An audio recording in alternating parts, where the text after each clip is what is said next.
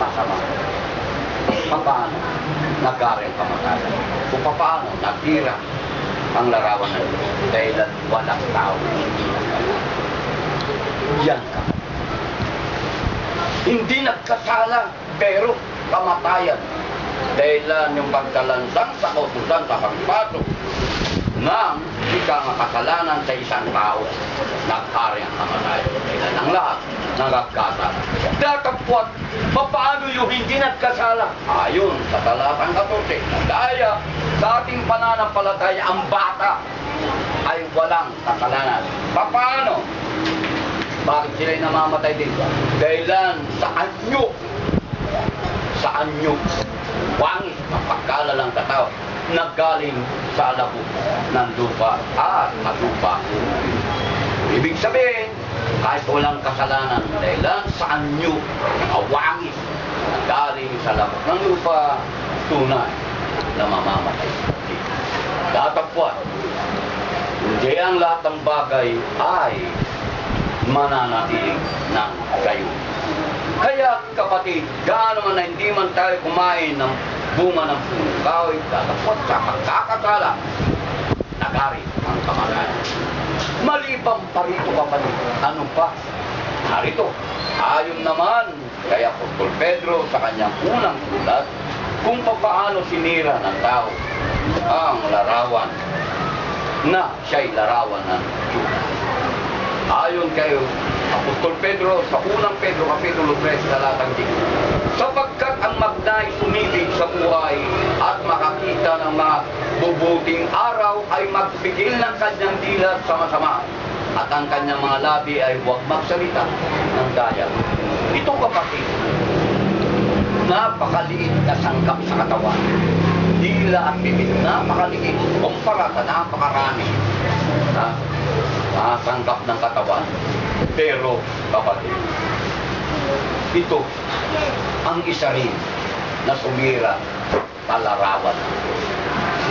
Lalong higit kung ang dila ay nagsasalita ng makama o kasinungalingan. Labi at dila, kapatid, dahilan ayon kay Haring Solomon, kung ano ang nangasadilang yan na napakalit na sangkap. Dito po sa Kawikaan ni Haring Solomon, Kapitulo 18, talatang 21, ganito ang kanyang ipapayag sa bawat isa natin. Kamatayan at buhay ay nasa kapangyarihan ng dila, at ang nagsisiibig sa kanya ay magsisikain ng kanyang bunga.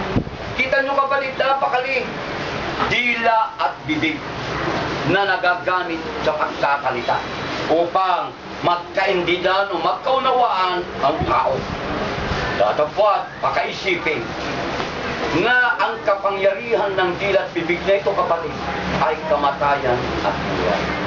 At may pasubali ang Amang Diyos sa pamamagitan ng Kawikaan ni Haring Solomon na sino man ang paggamit sa dilang yan, kung ano man ang ginamit niya, kung ito ginamit niya sa buhay, kakain siya ng bunga niyaw na buhay. Datapwat, kung ginamit niya sa kamatayan, kakain siya ng bunga ng kamatayan.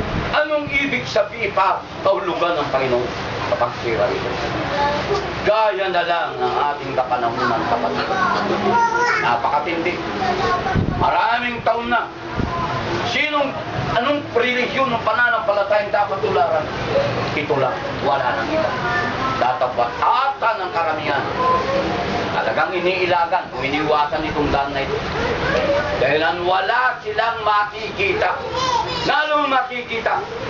Gaya ng ikagay pagkahumaling ng tao sa bunga ng puno ng kahoy ng pagkalam ng mabuti at masama.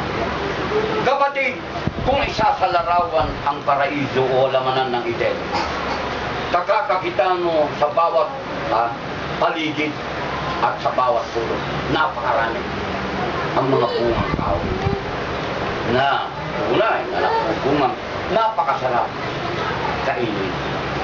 Datapwat may dalawang puno na nasa gitna.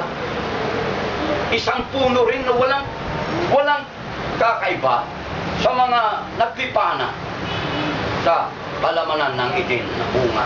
Pero pagkakain mo yun, ang pinakabunga nung tatanggapin ng taong kakain, buhay. Dadapot yung puno ng kahoy na may bunga ng pagkalan ng maputing tunay na mahalina ka. Isang nakakahikaya na bunga na do'y ang tao ay gustong-gustong sunggaban at kakapwa. Masama ang magiging bunga niyaw. Nagkaya na lang ngayon, walang iniwan sa larawang pananampalataya. Anong mahihikayat nitong pananampalataya natin sa ganitong pamamaraan? Kakaunti tayo, may mga ikapa, may mga nakapangyayaring natutulad sa Biblia na hindi naman tayo dumarami, kundi, nag-aalisan pa na nagkakaiba. Yung mga nangasalaba, kakakakitaan mo. Mga tumatayo sa gitna nila, napakagagaling. Di po ba? Tanyag. Kaya nga nakakahalina. At ano pa? Napakalalakas ng puno sa mga kapamala. Influensya, di ba? Napakalakas ang influensya. Dito sa ating kapatid. Anong makikita? Kaya, yung sinasabi, hindi ba kasabihan ng tao, hindi lahat ng kumikinang ay pindong. Kaya talaktasin ng bawat isanawa na hindi dapat tayo magulo. Salin, ika ngay nakikita natin dahil ang nakikita ng ating mga pinubok na napangunan. Kaya dito kapatid, nakakakita mo na dito na sinasabi ng Panginoon, sinira ng tao ang kanyang arawan. Ngayon kapatid, ito na po, anong pamamaraan na ginawa ng Diyos upang magbalik na ang mga tao nalarawan ng Diyos sa kanilang kaya? Ito na po mga minamahal, yung pamamaraan na napakapambira at kakilala sa ating mata kung paano nagarit nakapangyaya itong pamamaraan na ginawa ng Ama. Ayon po sa ikalawang sulat ni Apostol Pablo, dito po sa ikalawang mga taga-Korinto, Kapitulo 4, talatang 4, na binulag ng Diyos ng sanglibutan ito ang mga pag-iisip ng mga hindi nagsisisampalataya upang sa kanila'y huwag tumilang ang kaliwanagan ng Ebanghelyo ng kalwalatian ni Kristo na siyang larawan ng Diyos. Ito kapatid, hindi nawala ang larawan ng Diyos dahil ang mayroon pa rin larawan ng Diyos. Yung Ebanghelyo na dapat lumiwanag, mga minamahal, dapat lumiwanag at bilang ang kaliwanagan ng Ebanghelyo ng ating Panginoong Hesus Kristo. Kalwalatian niya. Kailan siya ay larawan. Ito ngayon, kung paano itong nakapangyayari ito. Yung mga hindi sumampalataya sa atin, anong nangyari? Sa kapangyarihan din ng Diablo, binulag ang kanilang Panginoon. Bakit? Upang hindi nga sumilang ang kaliwanagan ng kalwalatian ng Ebanghelyo ng ating Panginoon. Hindi kagaya sa ating kapatid na sumampalataya tunay na sumilang kaliwanagan. Bakit kasi kapatid? Ito na lang ang patutunan na kung paano ang pagkakaiba po natin na kung saan tunay na tayo sumampalataya sa kanila hindi sumampalataya. Narito po, ayon din sa Kolosas Kapitulo 1 talatang 14 hanggang 15, na siyang kinaroroonan ng ating katubusan, na siyang kapatawaran ng ating mga kasalanan, na siya ang larawan ng Diyos na dinakikita, ang panganay ng lahat ng mga nilalang. Kita mo kapatid, nalalang ang tao pero may naunang nalalang. Walang diliba. Dahil ang ating pong nabasa siyang panganay ng lahat ng mga nilalang. Dahil siya'y salita ng tatapat. Dumating yung kapanahonan na naging tao at siya'y tinawag na Panginoong Kristo. Na dito, siya ang ating katubusan, siya ang ating kapatawaran sa ating mga kasalanan. Hindi kagaya sa mga hindi sumampalatayang yan. Hanggang bibig lang ang paghiwalhati at pagsamba nila sa ating Kristo. Datapwa, wala kang sunod, wala kang tunay na Panginoon. Kaya mga minamahal na kapatid, dito na po ang pagkakaiba. Karamihan dahilan sa hindi sila kumulat, hindi sila gumawa na may pakikisama, tunay, na malayo-malayo kapatid sa ating pangking pananampalataya na tayo tunay na sumilang ang ebanghelyo ng kaliwanagan ng ating kailangan. Na noon, ang sanglibutan ay nagtagumpay o nabalot sa matinding kadiliman.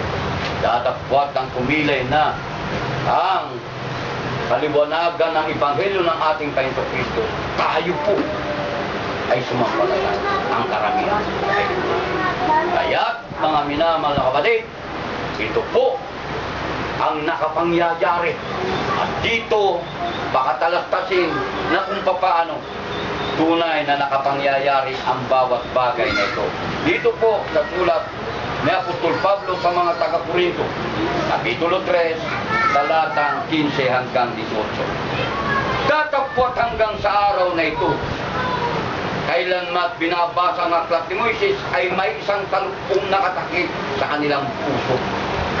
Ngunit kailanman magbalik sa Panginoon ay maalis ang talukpong. Ngayon ang Espiritu ay siyang Espiritu. Ngayon ang Panginoon ay siyang Espiritu. Kung saan naroon ang Espiritu ng Panginoon, doon ay may kalayaan.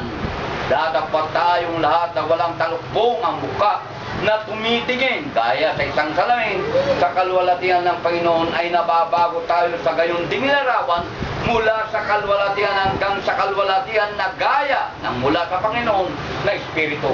Ito kapatid, ang pagkakaiba natin sa karamihan na hindi sumampalataya, tayo sumampalataya.